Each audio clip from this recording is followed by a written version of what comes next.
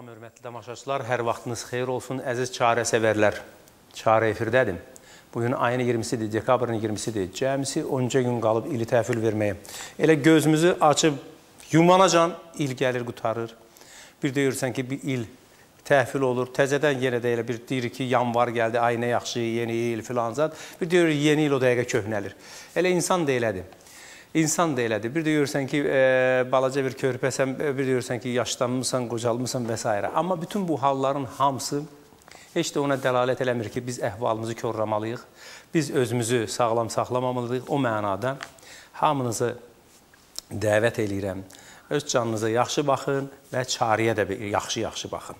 Telefonlarımız açıqdır, 510-02-04 69 74, SMS ünvanımız da açıqdır. Zəng vurun, əgər zəng vurub düşə bilmirsinizsə, şübhəsiz ki, zəng vuran çoxdur. Odur ki, 69-74-də SMS-ləri göndərin. Mənim əlimdə bir xeyli SMS var. Bugün çalışacağıq ki, SMS-lərə daha çox cavab verək, amma telefonlara da cavab verəcəyik. Mövzumuzsa dünənki kimi yenə də bizim demək, tənəffüs yollarının xəstəlikləridir.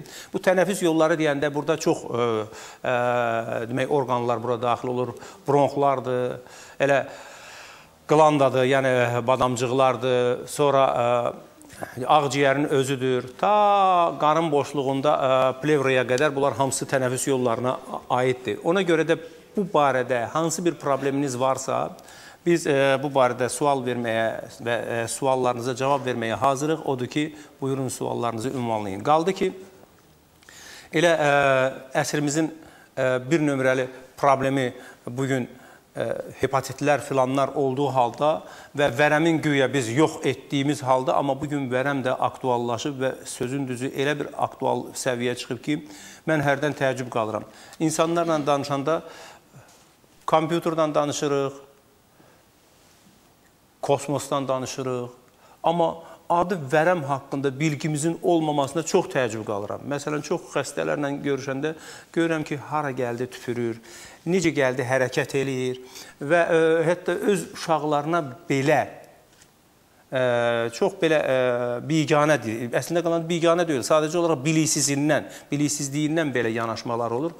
O mənada da mən istəyirəm ki, bu verilişimizdə də diqqətlə qulaq asın, çalışacaq ki, bu mövzuda daha çox danışaq və daha çox məlumat verək. Qonaqlarımı sizə təqdim eləyirəm. Qonaqlarım həkim, fitoterapevt Ulduz Hüseynova.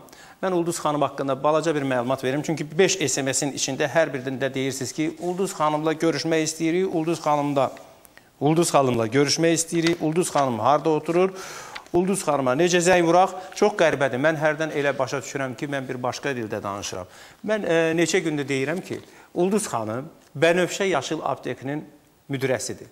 Ulduz xanım fitoterapevtdir. Yəni, bitkilərlə müalicə edən Azərbaycan dilində bizim can həkimidir. Yəni, can həkimi. Bundan başqa Ulduz xanım Bənövşə Yaşıl Aptekində oturduğu yerdə filarmoniyadan aşağıdan qala qapısından içəri girən kimi Bənövşə Yaşıl Aptekidir. Hər gün oradadır, hər gün onu görə bilərsiniz. Odur ki, gedin, görün. Yəni, heç bir problem yoxdur Ulduz xanımı görməkdə. Sadəcə olaraq mən təəccüb qalıram. Telefonunu da xatırladım. 012 492 29 53. Bax, bu da Ulduz xanımın orada iş telefonudur. Odur ki, istəyirsinizsə Ulduz xanımla əlaqə qurmaq eləyin. SMS-lərinizi isə başqa suallarla zənginləşdirin ki, biz də onları cavablandıraq. Çünki Ulduz xanımı mən dəfələrlə, hər verilişdə ən azı 3 dəfə deyirəm. Sonraki qonağımız isə Arzu xanımdır ki, terapevt Arzu xanım bizim verilişimizə çoxdan da gəlmirdi. Yəqin ki, başı çox qarışıq olur. Amma şükür Allaha bugün verilişimizdədir və ilin belə deyək də, bəlkə də bu ilin son verilişi olur deyəsən. Sonra, yaxşı, gələn həftə də olacaq deyəsən hələ. Gələn həftədə bir dənə verilişimiz olacaq hələ. Və Herbaflora şirkətinin nümayəndəsi Doktor Elnur Rəhimov da bu günləri verilişimizin qonağıdır. Hər birinizi salamlayıram. Yenə də mövzumuzla bağlı bir giriş verməyə ehtiyac varsa giriş verək. Dünənlər biz danışdıq. Əgər yoxsa, o zaman biz telefonları qəbul eləyək. 510-02-04 və 69-74 SMS ünvanımız da açıqdır. Mən isə istəyirəm öz yerimə keçəm və SMS-lərdən bir neçəsini səsləndirim. Belə ki, SMS-lerimizin içində mən 10 gün olar öskürürəm, amma qrip olmamışam. Öskürəyimdən də bəlğəm gəlir. İkincisi isə deyir ki, mən bir aydır qripəm, demək, mən bir aydır artıq qripəm, amma necə müalicə edirəmsə xeyri yoxdur. Nə edə bilərəm? Yəni, görünür ya düz müalicə eləmir, ya da sadəcə olaraq qrip deyil. Bu mənada da mən bunları niyə görə oxuyuram? Sonra başqa bir şəxs də astma ilə bağlı bizə müraciət edir ki, yazır ki, mən astma xəstəliyindəyəm və bu da uşaqdır. Yazır ki, neçə illərdir ki, neçə vaxtdır ki, bundan müalicə olunuram, amma sağala bilmirəm. Bütün bunların hamısı onu göstərir ki, yəni bu ağciyər və tənəffüs yolları xəstəlikləri bir qədər qəliz məsələdir və bu qəliz məsələni də müalicə eləmək üçün çox ciddi cəhdlə göstərmək lazımdır. Biz bir telefonu qəbul edək. Alo. Alo. Bəli. Salam həkim, necəsiz? Sağ olun. Buyuruz. Siz necəsiz? Çox sağ olun, yaxşıyam. Şükür Allaha. Buyuruz. Buyuruz. Həkim, sualım belədir ki, deməli, məndə tez-tez ayaq keymələri baş verir. Siz necə? Yəni, siz mənə bir söz deyir. Ayaqlarımı hiss eləmirəm. Xanım, bir dəqiqə, başa düşün. Yeriyə də bilmirəm. Yəni, ayaqlarımı hiss eləyə bilmirəm. Gücsüzlük baş verir ayaqlarımda. Yeriyə bilmirəm. Yəni, nəsə, bilmirəm, keymə... Verilişimizi xahiş edirəm, bir nəzər alıb, mənə qulaq asın. Bəli. Siz mənə deyin görüm, həkimə gedmişsiniz, heç olmasa müayinə olunmuşsunuz? Xeyr.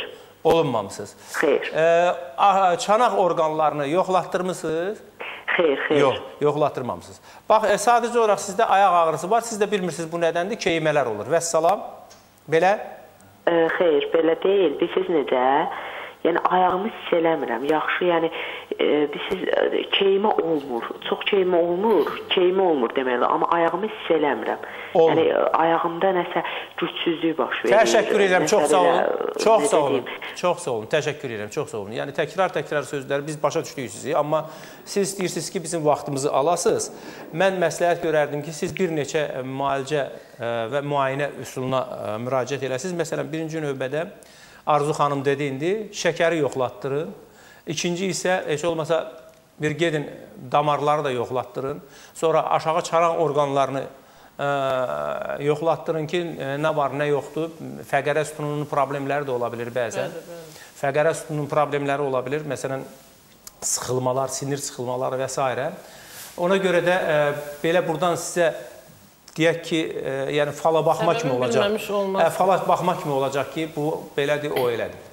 Alo. Alo. Bəli. Salam eləyim. Əleyküm salam. Qonaqlarınızı da salamlayıram. Təşəkkür edirəm. Mən nəvəmə görə sizi narahat edirəm. Buyurun. 2 yaş 6 aylıqdır nəvəm. Anadan olandan 3 aydan sonra onun sol gicgahında baş barmağın dırnağı boyda onda vəzli mi deyim, nəsə belə şişkinlik hiss edirik. İndi məsləhət görürlər ki, əməliyyat olmalıdır, amma biz... Xanım, yəni həkimə göstərmişsiniz ki, cərrah deyib ki, əməliyyat olunmalıdır. Bəli, deyiblər 3 yaşından sonra, biri deyib 1 yaşından sonra. İndi biz biraz narahatıq. Yəni o vəz deyilən bir şey böyüyübmü, o olan yoxlatdırdığınız müddət? Böyümüb. Böyümüb. Hərəkətlidir mi? Yəni onun, Arzu xanım soruşur ki, hərəkətlidir, yoxsa... Çox hərəkətdir. Uşaq özü hərəkətdir, amma o vəz dayanıb bir yerdə, sol gicgahındadır. Qaşının qırağında, gözünün ətrafında. Yəni bu uşağa ağrı verir, ya nəsə bir şey eləyir, yoxsa... Yox, ağrı vermir. Əl vuranda da ağrımır. Heç bir şey yox. Yox. Amma bəlkə bir maddədir, elə bir yumrudur da, şişkinlik. Aydın oldu. Təşəkkür edirəm, çox sağ olun. Yəni, burada bilirsiniz nətərdir?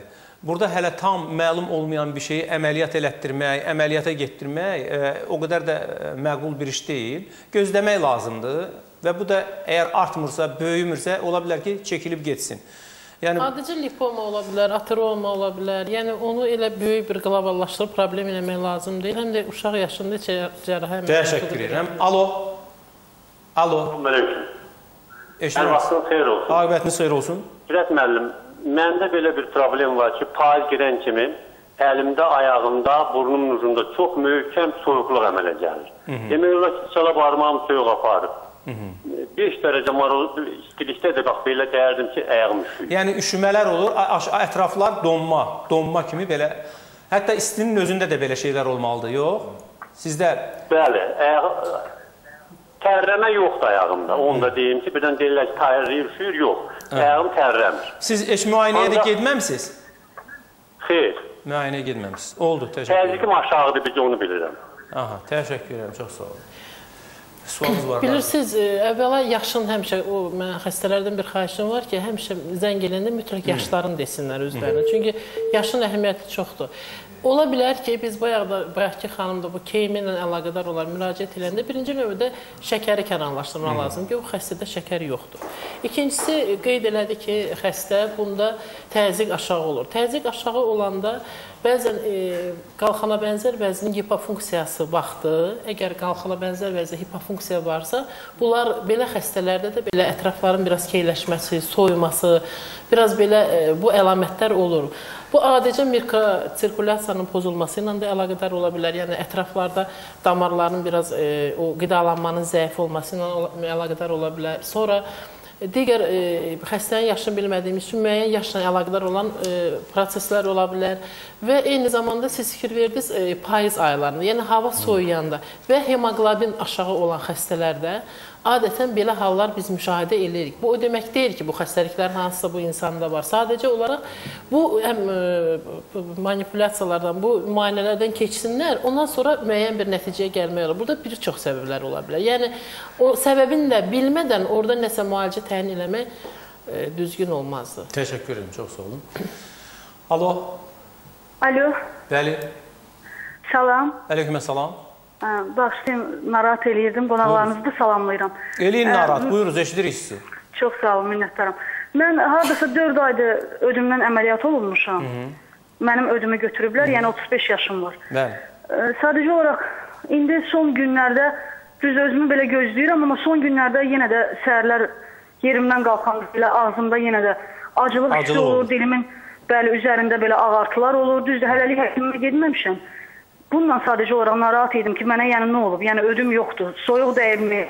Bir də ki, çox üzr istəyirəm, qidalanmağımla bağlı mən bilmək istəyirdim. Bəzi şeyləri bilirəm, bəzi şeyləri bilmək istəyirdim. Mənə nələr artıq yemək olar, nələr olmaz. Oldu, indi həkimlər... Minnətdaram, çox sağ olun. Oldu, təşəkkür ederim. Həkimlər üçü də sizə nə yemək olmamasını deyəcəklər. Amma hər halda birinci növbədə qeyd edeyim ki, bu sizdə bir balaca şübhəsiz ki, soyuq dəymələr olub. Bunun Arzu xanım. Bilirsiniz, öd kisəsindən əməliyyat olan xəstələrdə elə təsəvvür yaranır ki, əgər öd kisəsi çıxıbsa, artıq bu xəstədə öd problemi yoxdur. Bilmək lazımdır ki, öd əmələ gəlmə prosesi baş verir qaraciyərdə. Yəni, bugün bu xanımda öd kisəsində yəqin daş olub çıxarılıb və ya hansısa bir həcmli proses olub çıxarıbsa, bu o demək deyil ki, bu problemdən qutarıb. Bu sadəcə olaraq ağrı problemindən qutarıb, sadəcə olaraq onu əziyyət verən hissədən qutarıb. Amma faktiki olaraq görünür ki, qaraciyərdən ödün xaric olunması problemlidir. Yəni, qaraciyər daxili öd yollarındadır problem. Ona görə də bu xanım bir şeyi də unutmamalıdır ki, öd kisəsi götürüləndən sonra qaraciyərdən öd birbaşa 12 barmaq bağırsağa tökülür. Yəni, artıq heç bir siqnal gözləmədən bu tökülür. Ona görə belə xəstələr mütləq, necə ki, əməliyyatdan əvvəl necə ki, onlar müəyyən qədər hansısa qadağalara, hansısa pəhrizlərə əməl edirsə, onları davam eləmək lazımdır. Qaldı ki, yeməyinə fikir vermək, yəqin Ulduz xanım onları deyər, sadəcə o yağlı, duzlu, qızardılmış və ədviyyatla zəngin olan yeməkləri biraz az. Təşəkkür edirəm. Mən istəyirəm, Elnur həkim sizə söz verim. Siz də fikrinizi bildirəsiniz. Sonra biz Ulduz xanıma da bir neçə...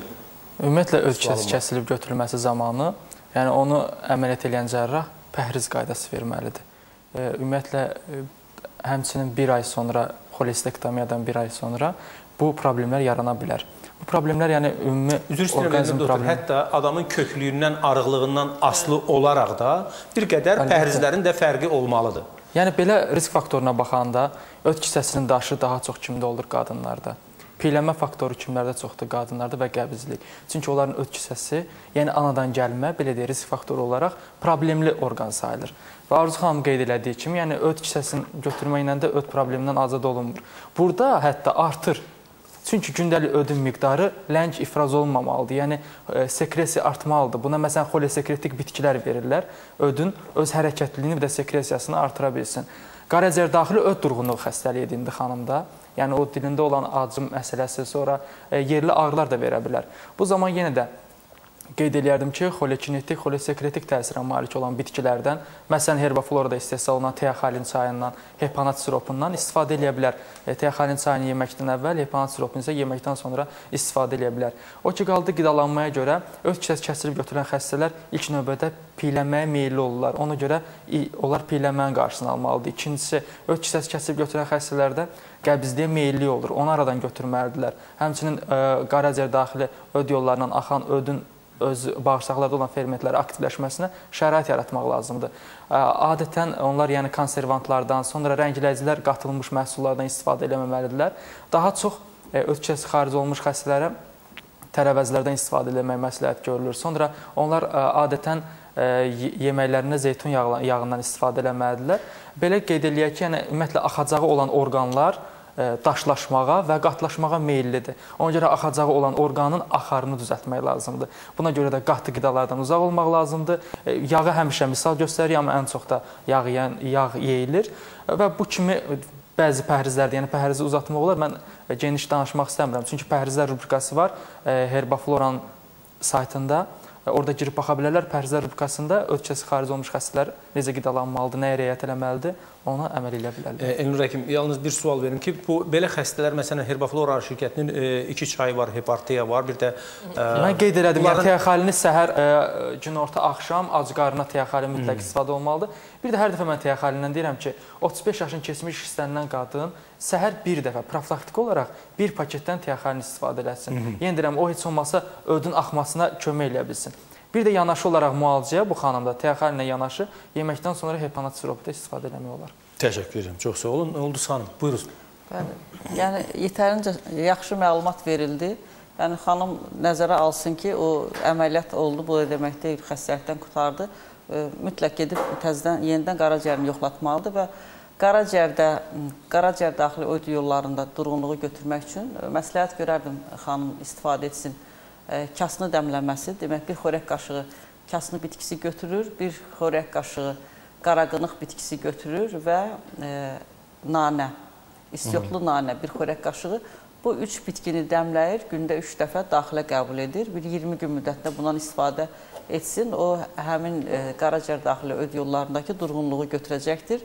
Həm də həzmi yaxşılaşacaqdır. Bir də xanım, yəni yemək yeyəndə də birdən-birə çox yemək yeməsin. Yəni nəzərə alsın ki, artıq onda yetərincə ödün ifrazı yoxdur. Yəni yemək, buna da fikir versin xanım. İt burnu dəmləməsindən çox istifadə etsin. Gündəlik çay əvəzinə gah it burnu dəmləməsi, adi kəkotu dəmləməsi. Həm də onkibarma bağırsağı daim axdığı üçün hərdən bir çay qaşığı zeytun yağından istifadə eləsə, mən bilən heç də pis olmaz. Zeytun yağı çox yaxşıdır, yarpız dəmləməsindən. Yəni, yaxşı olar ki, qara çaylardansa növbəli surətdə bir-bir bu bitkilərin dəmləmələrindən çay əvəzini istifadə etsin. Çox sağ olun. Bir də bayaq o sual verdi, əl-ayağında keyləşmə. Yəni, müayinə olunana qədər, tam diaqnozu dəqiqləşənə qədər ümumiyyətlə ətraflarda mikrosirkulyasiyanı bərpa etmək üçün, yəni bitkilərdən istifadə edə bilər, ziyansız bitkilərdir. Belə bitkilərdən götürsün, bir xörək qaşığı öksə otu bitkisi götürür və bir çay qaşığı qıfotu, bir xörək qaşığı ginkgo biloba. Bu 3 bitkidən yarım litr suda çay kimi dəmləyir.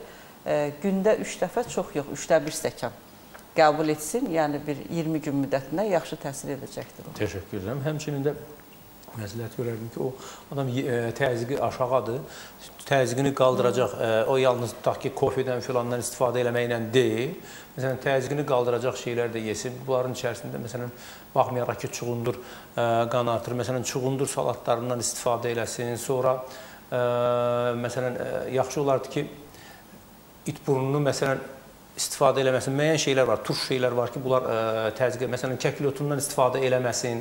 Belə şeylər var ki, tonuslandırıcı əslində lazımdır. Buyurun. Ulduz xanım qeyd elədiyi o xəstədə, bəli, mən tamamilə razıyam ki, Ulduz xanım qeyd elədiyi o ginkgo biloba yarpağı artıq farmakoloji kitablarında ginkolitlər nəslinə ayrılır. Yəni, periferik əgər o qeyd elədiyi hissiyat pozğunluğu varsa, onda qanun laxtalama problemi də özünü göstərə bilər. Həmin ginkgo biloba yarpağından çox geniş şəkildə istifadə edirlər. Çünki ginkgolitlər nəslidir, o da periferik vazodilatator gedir. Və adətən yaş faktoru nəzərə alsaq, əksər qadın və kişilərin özlərində periferik olaraq daha çox ayaqlar nəzərdə tutulur. Onlarda hətta o qədər hissiyat pozulması olur ki, biraz qıc olmaya kimi də gətirib çıxarda bilər. Və yəni ki, bitki dəmləmələrindən istifadə olunur. Yenə də biraz əlavə eləmək olar ki, it burundan istifadə eləmək olar ginkgo biloba ilə yanaşı.